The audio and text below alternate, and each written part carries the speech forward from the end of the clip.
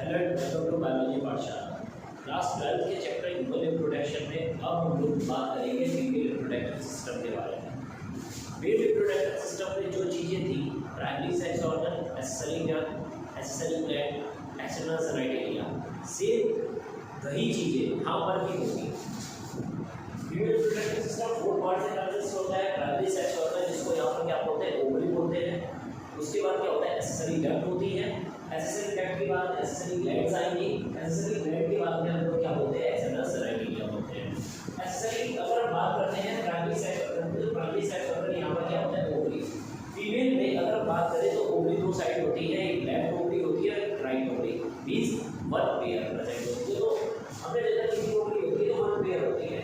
अगर length, breadth और size की बात करते हैं तो बहुत कम पूछा जाता है, लेकिन अगर कभी पूछा जाए तो आप बता सकते हैं कि जो 4 सेंटीमीटर लेंथ होती है, 1.5 सेंटीमीटर जो होती है उसकी जो विड्थ होती है, और 1 सेंटीमीटर उसकी क्या होती है, हाइट होती है। अब उसका शेप कैसा होता है, तो एलमंड शेप होता है, बादाम के आकार का शेप होता है।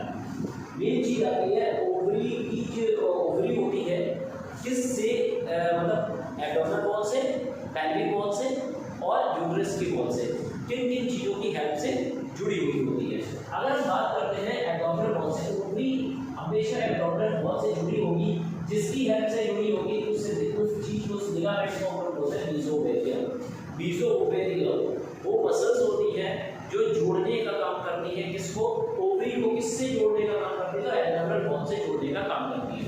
अगर हम बात करें uterus wall, uterus wall, ovary uterus wall से जुड़ेगी, बिल्कुल जुड़ेगी, किसकी हेल्प से जुड़ेगी, तो ओवेरियन लिगामेंट की हेल्प से जुड़ेगी, जो कैसे होती है, डबल फोल्ड होती है। मींस यहाँ पर जो डबल फोल्ड होता है, कोई ना कोई तो लेयर होगी, तो पेरिटोनियल लेयर की, पेरिटोनियल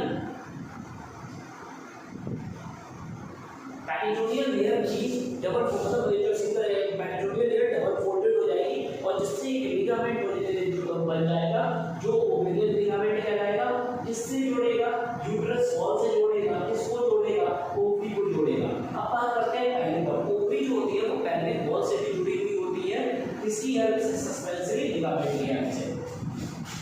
ये पेल्विक वॉल है,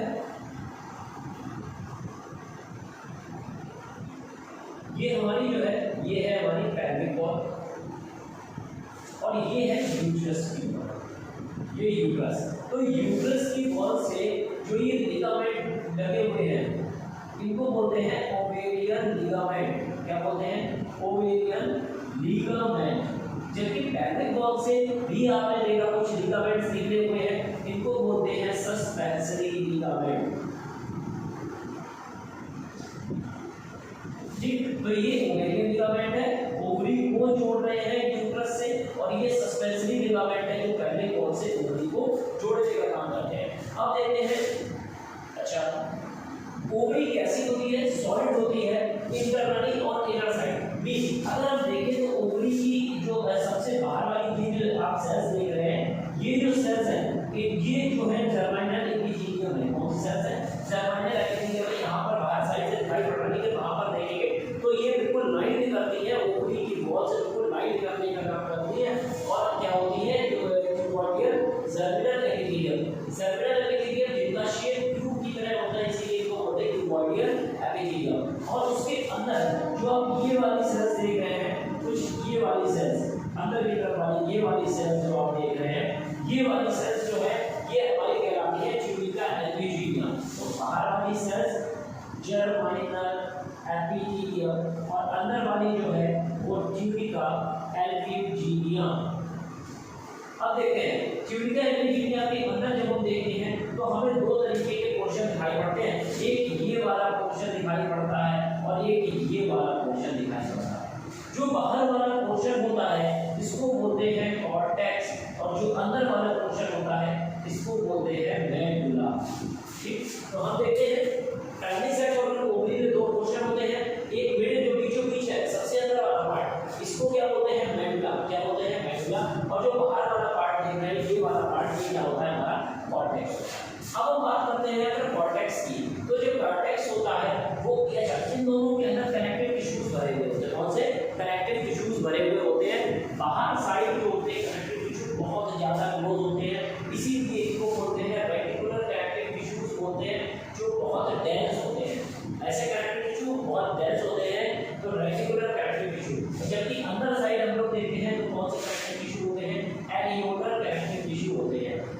तो कभी कभार आपसे ओवरी में पूछा जाता है कॉर्टेक्स रीजन में जो कनेक्टिव टिश्यू होते हैं उनको क्या बोलते हैं, तो उनको बोलते हैं हम लोग कौन सा बोलते हैं, रेटिकुलर कनेक्टिव टिश्यू बोलते हैं, जबकि अंदर साइड वेलुलर साइड जो होते हैं उनको एरियोलर कनेक्टिव टिश्यू बोलते हैं।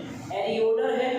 अच्छा, उसके बाद में यहाँ पर क्या चीज देखिए, कभी भी ओवरी या ओवा ओवा या फिर स्पर्म कभी भी ब्लड वेसल्स के डायरेक्ट कांटेक्ट में नहीं आते हैं। अब क्वेश्चन आता है ऐसा क्यों? देखो, बॉडी में हमारी जो आर्टरी होती है वो हमारी बॉडी के सेल्स को अच्छी तरह पहचानती है, और हमारी जो सेल्स होती हैं वो पूरी बॉडी के सेल्स कैसी होती है, 2N मतलब डिप्लॉइड नेचर की होती है, कैसी डिप्लॉइड सेल्स होती हैं। जबकि स्पर्म और ओवा ये कैसे होते हैं, ये हैप्लॉइड नेचर के होते हैं। बॉडी की सेल्स जब 2N नंबर को पहचानती हैं तो जैसे ही वो N को देखेगी क्या उस पर अटैक नहीं करेगी या उसको नहीं मारेगी, और अगर उन्होंने मारा तो रिप्रोडक्शन की प्रोसेस कभी हो ही नहीं पाएगी। तो इसलिए जितना भी ये ओवा बनने का काम है ये बाहर बाहर चलता है, और अंदर जो भी होता है ये जो यहाँ पर जो पेडुला वाला पोर्शन होता है यहाँ पर सारे ब्लड वेसल्स, ये सारी चीजें यहाँ पर क्या होती है, प्रेजेंट होती हैं। ये ब्लड वेसल्स बाहर वाली चीजों को न्यूट्रिशन देती हैं, बाहर वाली चीजों से न्यूट्रिशन कौन लेता है, ओवा लेता है। कभी भी आपने देखिए यहाँ पर जब हम लोग पूरी प्रोसेस पढ़ेंगे कभी देखेंगे कि ओवरी से कहीं पर भी ओवा टच नहीं है, ओवा या ओवा से रिलेटेड जो भी स्ट्रक्चर है वो यहाँ पर टच नहीं है, वो एक फॉलिकल के अंदर बंद होगा, और ये फॉलिकल उसको न्यूट्रिशन नहीं मिली। फॉलिकल को न्यूट्रिशन ये मेडुला वाला पार्ट देता है, जबकि इस मेडुला वाले और इस मेडुला वाला पार्ट इस बाहर वाली कवरिंग को न्यूट्रिशन देगा, और ये बाहर वाली कवरिंग का न्यूट्रिशन जो है वो अंदर जो ब्लैक कलर की सेल्स बनेगी उस पर जाएगा, तो आगे चल के ओवा को दिखा देगी बाहर साइड में, ठीक है, ओवा या सेकेंडरी साइड को दिखा देगी। ठीक, अब देखिए ये चीज हम लोगों ने इसके बारे में देखी, ओवरी के बारे में देखी। अब जरा ओवरी में देखते हैं, ओवरी में जो कॉर्टेक्स पोर्शन होता है, यहाँ पर कॉर्टेक्स पोर्शन में अगर हम देखें तो इस कॉर्टेक्स पोर्शन में ये कुछ सेल्स बनी हुई हैं। अब ये सेल्स है क्या, इनको बोलते हैं फॉलिकुलर सेल्स। क्या बोलते हैं, फॉलिकुलर। देखिए ये हमारी क्या है, फॉलिकुलर सेल। इस फॉलिकुलर सेल 5-6 हैं, इन्होंने अपने एक साइकिल के बारे में, एक मेंस्ट्रुअल साइकिल के बारे में भी यहाँ पर डिस्कस हो जाएगा। तो एक फॉलिकुलर सेल उनमें से एक ग्रोथ करी, इसको हमने बोल दिया प्राइमरी फॉलिकल। अगर प्राइमरी फॉलिकल किसमें चेंज हो गया, secondary follicle. Secondary follicle change हो गया किसमें, tertiary follicle. Tertiary follicle develop कर लिया किसमें, ग्राफियन फॉलिकल। अच्छा, ग्राफियन फॉलिकल के अंदर एक ओवुलेशन की प्रोसेस मींस जो अंदर चीज थी जो सेकेंडरी साइड तक ये बाहर निकल आया, बचा हुआ जो कचरा है इसको बोलते हैं कार्पस ल्यूटियम। कार्पस ल्यूटियम और ज्यादा डेंस हो जाएगा, मतलब बहुत पास आ जाएगा, और ये कन्वर्ट हो जाएगा व्हाइट कलर के कॉर्पस एल्यूटेंस। जी, तो हमने देखा जो फॉलिकुलर जो भी चेंजेस हो रहे हैं ये कॉर्टेक्स वाले पोर्शन में हो रहे हैं, मींस अंदर वाले पोर्शन में कोई चीज नहीं होगी। ये सारी चीजें जो है वो कौन से पोर्शन होगी, बाहर वाले पोर्शन में होगी, मींस कॉर्टेक्स रीजन होगी। तो कभी कभार आपसे पूछ लिया जाता है फॉलिकुलर सेल्स का डेवलपमेंट कॉर्टेक्स रीजन में होता है कि मेडुला रीजन में होता है, तो आप क्या बताएंगे, कॉर्टेक्स रीजन में होता है। ठीक,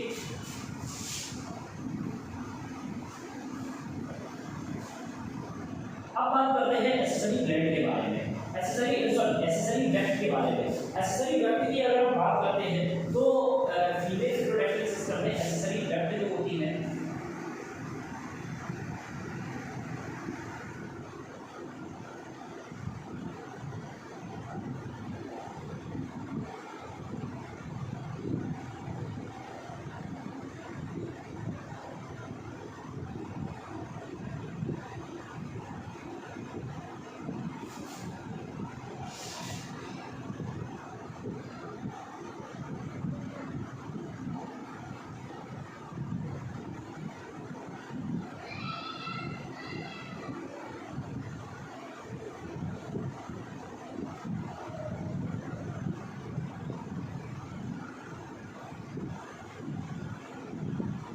ये हमारे कौन से हैं, सस्पेंसरी लिगामेंट। ये हमारे कौन से हैं, ये हमारे सस्पेंसरी लिगामेंट है, ये हमारे कौन से हैं, ओवेरियन लिगामेंट है। अब हमने देखा कि ये ओवेरी, इसके बारे में हम लोग डिस्कस कर चुके हैं।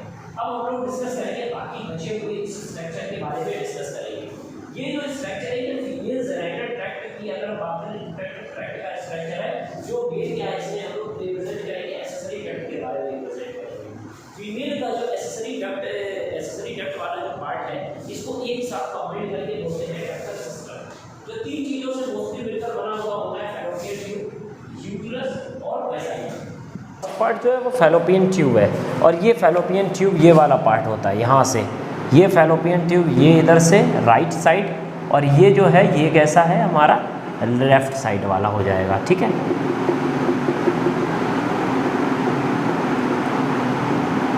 ये फैलोपियन ट्यूब तीन पार्ट से मिलकर बनता है। अगर आप देखें तो कितना होता है, वन पेयर राइट और लेफ्ट। कितने सेंटीमीटर, 10 से 12 सेंटीमीटर इधर भी होगा, 10 से 12 सेंटीमीटर इधर साइड भी होगा। यहाँ पर सीलिया लगे होते हैं, ये देखो मैंने सीलिया लगा दी हुआ है, और कैसी मस्कुलर लेयर होती है। उसके बाद अगर हम बात करें इसकी स्टार्टिंग कहाँ से होती है, यहाँ पर जो बना हुआ है ये थोड़ा सा आउटर व्यू है, यहाँ पर दूर दिखाई पड़ रहा है, लेकिन ओरिजिनल में अगर हम देखें तो बिल्कुल बहुत पास में ही होता है। मीन्स इसकी पेरीफेरी से ही ये पोर्शन बनना स्टार्ट हो जाता है। फैलोपियन ट्यूब के तीन पार्ट होते हैं। एक ये वाला पार्ट जो है ये हमारा है इनफंडिबुलम, ये वाला जो पार्ट यहाँ से यहाँ तक इसको बोलते हैं एम्पुला, और ये वाला जो पार्ट होता है इसको बोलते हैं इस्थमस। तो इनफंडिबुलम, एम्पुला, इस्थमस जो इधर साइड है सेम इधर साइड भी होगा। ठीक, अब इनफंडिबुलम पर ये देखिए कुछ फिंगर लाइक प्रोजेक्शंस है। इन फिंगर लाइक प्रोजेक्शंस को बोलते हैं फिम्बरी, और इस फिम्बरी के बीच में यहाँ छोटा सा पोर होता है जिसको बोलते हैं ऑस्टियम। ऑस्टियम क्या बोलते हैं, ऑस्टियम। अब देखिए ओवरी से एक छोटी सी चीज निकलेगी, और इसको बोलते हैं सेकेंडरी oocyte, जो ऑस्टियम के द्वारा, फिम्बरी के द्वारा इस तरीके से ऐसे एक्सेप्ट करी जाएगी अंदर की तरफ, ताकि वो फैलोपियन ट्यूब के अंदर आ जाए। और फैलोपियन ट्यूब के जैसे ही अंदर की तरफ आएगी वैसे ही ये जो ऑस्टियम के थ्रू अंदर आ जाएगी और फैलोपियन ट्यूब में पहुंच जाएगी। ये यहाँ पर सेकेंडरी oocyte ये यहाँ पर जाकर रुक जाएगा। और लेकिन कौन इसको पहुँचाएगा यहाँ तक, ये सीलिया, क्योंकि इसके पास तो कोई भाई टेल वगैरह तो है नहीं, तो इसको कौन पहुँचाएगा, फैलोपियन ट्यूब के सीलिया इसको यहाँ एम्पुला रीजन तक पहुँचाएंगे। तो फैलोपियन ट्यूब के तीन पार्ट इनफंडिबुलम, एम्पुला और इस्थमस, ये आगे पीछे लिखा हुआ है तो थोड़ा सा ध्यान रखिएगा। इनफंडिबुलम, एम्पुला और इस्थमस। इनफंडिबुलम एंटीरियर पोर्शन होता है जिस पर होल होता है, जिसको क्या बोलते हैं, ऑस्टियम बोलते हैं। जो कवर होता है फिंगर लाइक प्रोजेक्शन के द्वारा, जिसको क्या बोलते हैं, फिम्बरी बोलते हैं। क्या बोलते हैं, फिम्बरी। एम्पुला मिडिल पोर्शन होता है, यहाँ पर फर्टिलाइजेशन की साइट स्टार्ट होती है। मीन्स ये है कि फर्टिलाइजेशन यहाँ पर स्टार्ट हो जाता है। अगर यहाँ पर स्पर्म पहुँच गया तो यहाँ पर भी फर्टिलाइजेशन हो सकता है। मेन जो है वो एम्पुला और इस्थमस के जंक्शन पर होता है। ठीक, तो इस्थमस सबसे पोस्टीरियर पार्ट होता है जिसको फर्टिलाइजेशन साइट भी कहा जाता है। अगर हम यूट्रस की बात करें, ये जो यूट्रस होता है ये इन्वर्टेड, इसका शेप कैसा होता है, इन्वर्टेड, उल्टा नाशपाती जो उल्टी रखी हो तो कुछ इस तरीके का शेप होता है उसका, जो तीन पार्ट से बना हुआ होता है। ऊपर वाला ये पार्ट यूट्राइन फंडस, ये वाले दो पार्ट जो है इसको बोलते हैं बॉडी, और लास्ट वाला जो पार्ट है इसको बोलते हैं सर्विक्स बोलते हैं। तो यूट्रस के तीन पार्ट होते हैं, फंडस, बॉडी और सर्विक्स। और जबकि अगर हम कहें तो इसकी तीन लेयर होती हैं, वो कुछ इस तरीके की होती। सबसे पहले अगर हम देखें तो ये जो बाहर वाली लेयर है ये मोटी मोटी, ये जो बाहर वाली लेयर है इसको बोलते हैं पेरीमेट्रियम। उसके बाद ये जो लेयर है इसको बोलते हैं मायोमेट्रियम, और ये जो सबसे अंदर लेयर है इसको बोलते हैं एंडोमेट्रियम। ये है हमारी एंडोमेट्रियम, ये है हमारी मायोमेट्रियम, और ये सबसे बाहर वाली हमारी पेरीमेट्रियम है। ठीक है, अच्छा, पेरीमेट्रियम जो होती है वो किससे बनी हुई होती है, सिंपल स्क्वेमस एपिथेलियम। देखो एपिथेलियम का मतलब ही कवरिंग बनाना है। अगर कवरिंग की लेयर 2-3 है तो वो स्क्वेमस हो गया है, क्योंकि सीलिया नहीं है तो कैसा है, सिंपल। तो सिंपल स्क्वेमस एपिथेलियम के साथ में कुछ एरियोलर टिश्यूज़ भी यहाँ पर होते हैं। सेकंड जो मायोमेट्रियम होती है, यहाँ पर मसल्स होती है स्मूथ मसल। स्मूथ मसल्स क्यों, स्मूथ मसल्स अपने आप जो होती हैं वो ब्रेन के द्वारा कांटेक्ट करती है जब उनको ज़रूरत होगी, जब उनके पास सिग्नल आएगा तब कांटेक्ट करेंगे। तो ये मसल्स क्या करती है, कांटेक्ट किस टाइम पर, पर्चुरेशन, जब बेबी का बर्थ होने वाला होता है तब ये कांटेक्ट करने का काम करती हैं। उसके बाद एंडोमेट्रियम। एंडोमेट्रियम जो अंदर लेयर होती है बॉडी के अंदर, फीमेल के बॉडी के अंदर पर मंथ चलने वाली जो साइकिल होती है उसमें मेन जो भाग होता है वो किसका होता है, एंडोमेट्रियम का होता है। और एंडोमेट्रियम ही ब्रेक डाउन होकर गिरती है। मीन्स ये कैसी होगी, वेस्कुलराइज्ड होगी, प्लस ये आगे चल के कुछ हार्मोन्स निकालेगी तो कैसी होगी, ग्लैंडुलर होगी, क्योंकि ये आगे चल के क्या कर रही है, सीक्रीशन। लास्ट वाला पार्ट होता है वेजाइना। वेजाइना के अंदर ग्लैंड एब्सेंट होती हैं, मीन्स यहाँ पर ग्लैंड एक बार बोल सकते हैं endometrium as a gland behaviour करेगी, लेकिन ये जो वेजाइना पोर्शन होता है ये कोई भी ग्लैंडुलर की तरीके से वर्क नहीं करता है। ये 8 to 10 सेंटीमीटर इसकी लेंथ होती है, मीन्स यहाँ से यहाँ तक इसकी जो गहराई है कितनी है, 8 to 10 सेंटीमीटर है। प्लस म्यूकस, यहाँ पर कुछ जो होता है चिपचिपा पोर्शन होता है, मतलब म्यूकस प्रेजेंट होगा, और किनारे किनारे जो है वो यहाँ पर ग्लाइकोजन की क्या होगी, प्रेजेंस होगी। प्लस यहाँ पर बैक्टीरिया भी पाया जाएगा, और उस बैक्टीरिया का नाम है लैक्टोबैसिलस एसिडोफिलस, जो ऑर्गेनिक एसिड का फॉर्मेशन करेगा। पूछा जाता है वेजाइना में बनने वाली जो एसिड होती है वो क्या होती है, वो ऑर्गेनिक एसिड होती है। कौन बनाता है, तो लैक्टोबैसिलस एसिडोफिलस बनाता है, ताकि एसिडिक मीडियम को बढ़ाया जा सके। उसके बाद में इसकी ओपनिंग को, अच्छा, वेजाइना की ओपनिंग को क्या बोलते हैं, वेजाइनल ऑरिफिस। और वेजाइनल ऑरिफिस जो होती है वो कवर होती है एक मस्कुलर और वेस्कुलराइज्ड लेयर के द्वारा, और इसको बोलते हैं हाइमेन। और हाइमेन ये ज़रूरी नहीं है कि फर्स्ट कॉपुलेशन के टाइम पर ही टूटे या ब्रेक डाउन हो उसका। Female as a sport, female sports वगैरह में ये बहुत पहले ही ब्रेक होती है, या फिर हैवी वर्क लोड लेने वाली फीमेल्स पर भी ये अचानक ब्रेक डाउन हो जाती है। ठीक है, कभी कभी ये होता है कि ये मोर वन टाइम ब्रेक ही ना हो या आगे तक भी चले, तो ये भी केसेस देखने को मिलते हैं। तो आज इस वीडियो में हम लोगों ने फीमेल रिप्रोडक्टिव सिस्टम के बारे में देखा, प्राइमरी सेक्स और ओवरी देखी, एसेसरी डक्ट में फैलोपियन ट्यूब, यूट्रस और वेजाइना। नेक्स्ट वीडियो में हम लोग एसेसरी ग्लैंड और एक्सटर्नल जेनाइटेलिया के बारे में डिस्कस करेंगे। Thank you very much.